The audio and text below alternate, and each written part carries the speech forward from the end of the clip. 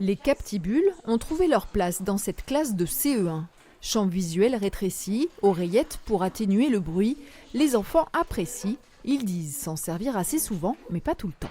Ça m'aide à me concentrer, ça cache un peu le voisin qui bouge un petit peu. Et moi, parfois, je la prends pour être concentré tout le long de l'activité, quoi. Depuis quelques années, c'est quand même plus difficile. Les enfants bougent plus, sont vite perturbés par un petit bruit. Et c'est vrai que ça, on gagne vraiment à se concentrer.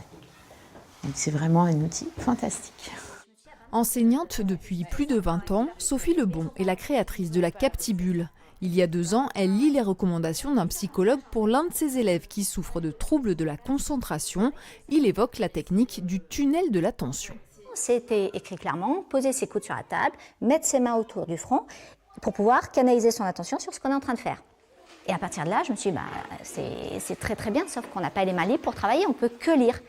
Et le soir même, j'ai créé des petits prototypes. Je ne m'attendais pas forcément à un succès comme ça, je pensais que ça allait vraiment aider des personnes, mais c'est vrai que je pense que ça répond vraiment à un vrai besoin. La Captibule a d'abord convaincu des écoles, mais des adultes aussi l'ont adoptée.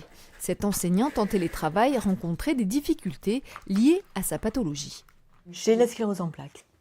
La sclérose en plaques, c'est un des problèmes, c'est la concentration. Donc la neurologue m'avait mis sous du Ritaline, mais j'ai une sainte horreur des médicaments, donc voilà. Donc, c'est pour ça que Captibule, oui, j'ai aimé. J'ai trouvé que c'était intéressant comme objet.